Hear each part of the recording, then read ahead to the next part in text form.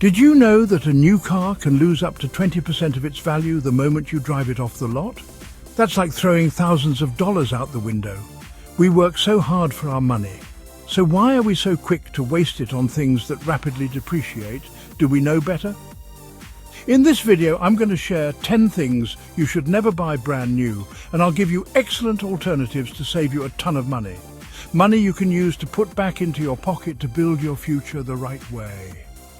Before we jump in, make sure to smash that like button and subscribe to the channel for more money-saving tips and financial wisdom. It really helps the channel grow, and I truly appreciate your support. Now let's get started with those 10 things you should never buy brand new. Let's be real. A car is the classic example of a depreciating asset.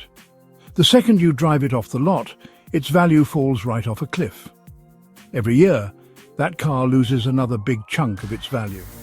After year 3, the typical loss is minimized, so that is when the wise do their shopping. Buying a new bicycle, e-bike, mountain bike, or a tricycle. Wait a year until the new models go on sale, and you're likely to save 30%. Listen, we all love shiny new gadgets, but when it comes to electronics, buying brand new is almost always a recipe for financial disaster. Technology moves so fast these days that the latest and greatest phone, laptop, or TV you buy today could be considered outdated in just a few months.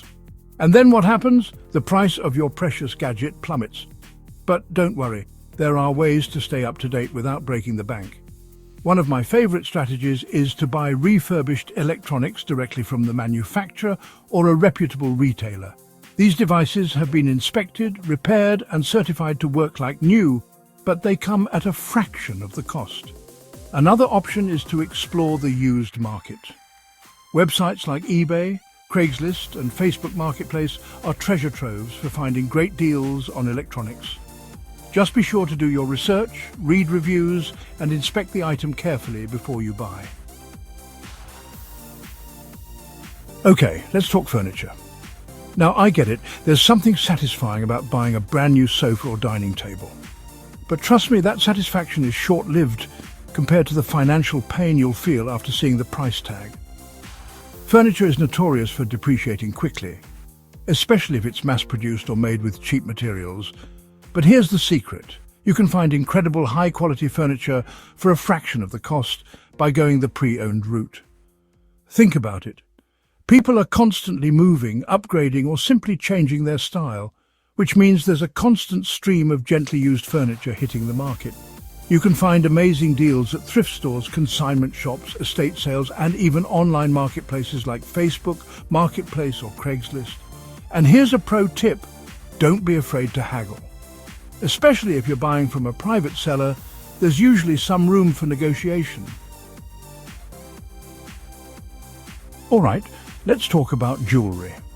Now, I'm not saying you shouldn't buy jewelry at all. There's nothing wrong with treating yourself or a loved one to a special piece. But here's the thing.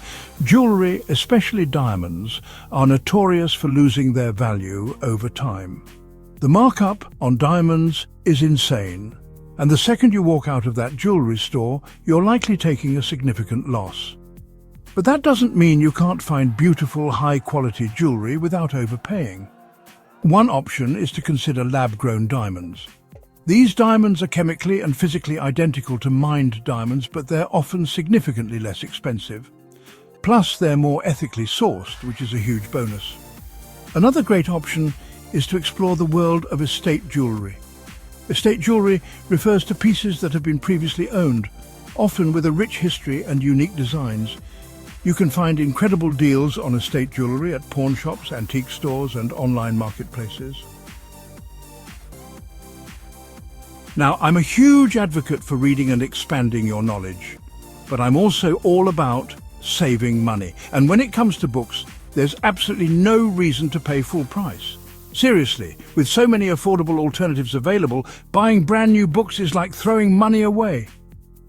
First off, let's talk about libraries. Remember those? Libraries are a treasure trove of free knowledge, and they're not just for kids. You can find the latest bestsellers, classic novels, and even audiobooks, all for free. It's like having a never-ending supply of reading material at your fingertips. Another option is to buy used books. Used bookstores, thrift stores, and online marketplaces like Amazon and eBay are great places to find gently used books at a fraction of the cost. And here's a pro tip: check out online book swaps and exchange programs. You can trade your old books for new-to-you reads without spending a dime.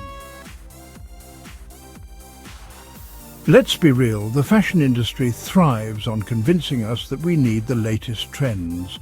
But the truth is, most clothing items lose their value faster than you can say fast fashion. By the time you've worn that trendy top a few times, it's probably already out of style and sitting at the back of your closet. But don't worry, you can still stay stylish without breaking the bank. One of my favorite ways to save money on clothes is to shop at thrift stores, consignment shops, and online marketplaces like Poshmark and ThredUp. You can find amazing deals on designer clothes, vintage pieces, and everyday essentials, all at a fraction of the retail price. Another option is to host or participate in clothing swaps with friends or in your community, or just look at discount stores like Nordstrom Rack, TJ Maxx, and Marshalls. It's a fun and sustainable way to refresh your wardrobe without spending any money. Now, if you're a homeowner or a DIY enthusiast, you know how tempting it can be to stock up on shiny new tools. But before you go on a spending spree at the hardware store, consider this.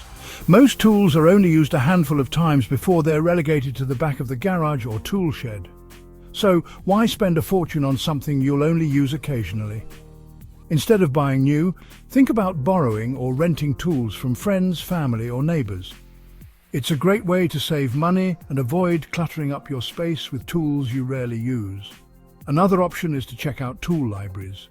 These libraries, often run by community groups or non-profits, allow you to borrow tools for a small fee or donation. And of course, you can always find great deals on used tools at pawn shops, flea markets, and online marketplaces. Just be sure to inspect the tools carefully before you buy to make sure they're in good working order.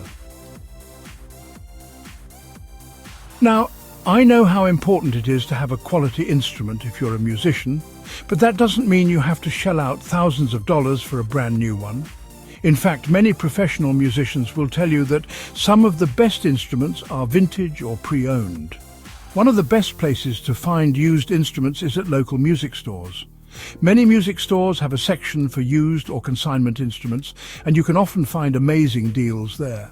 Another option is to check out online marketplaces like Reverb or eBay. Just be sure to do your research, read reviews, and if possible, try out the instrument in person before you buy it. And hey, if you're just starting out or learning a new instrument, consider renting an instrument before you commit to buying one. Many music stores offer rental programs, which can be a great way to try out different instruments or see if you're serious about pursuing music without making a big financial investment. Let's be honest, kids grow out of toys faster than you can say Legos. One minute, they're obsessed with a particular toy, and the next minute it's collecting dust in the corner. Buying brand new toys, especially expensive electronic toys, is often a recipe for buyer's remorse. But don't worry, there are plenty of ways to keep your kids entertained without breaking the bank. One of the best ways to save money on toys is to buy used. Thrift stores, consignment shops, and online marketplaces are treasure troves for gently used toys. Just be sure to inspect the toys carefully before you buy them to make sure they're clean and in good working order. Another option is to explore toy libraries. These libraries, often run by community groups or non-profits, allow you to borrow toys for a small fee or donation. It's a great way to give your kids access to a variety of toys without cluttering up your home. All right, let's be honest, exercise equipment is notorious for becoming expensive clothes racks. People have the best intentions when they buy a brand new treadmill or elliptical, but life gets in the way, and that expensive piece of equipment ends up gathering dust in the corner. But here's the thing, you don't need a home gym to get in shape. There are plenty of ways to exercise without spending a fortune on equipment. One option is to join a gym or fitness studio. Yes, it's a monthly expense, but it can be a lot cheaper than buying a bunch of equipment that you never use. Plus, you'll have access to a variety of equipment and classes, which can keep your workouts interesting. Another option is to get creative with your workouts. You can find tons of free workout videos online, or you can simply go for a run, walk, or bike ride outside for free. And don't underestimate the power of bodyweight exercises. You can get an amazing workout using just your own body weight, and you can do it anywhere, anytime. So there you have it. 10 things you should never buy brand new. By being mindful of your purchases and exploring these alternatives, you can save a ton of money and still enjoy the things you love. Remember, it's not about depriving yourself, it's about being smart with your money and making informed decisions. What are your thoughts on buying new versus used? Have you had any experiences where you've saved a ton of money by buying used? Share your thoughts and stories in the comments below. I'd love to hear from you. And before you go, don't forget to hit that subscribe button and ring the notification bell so you don't miss out on any future videos filled with financial tips and money-saving strategies. Thanks for watching.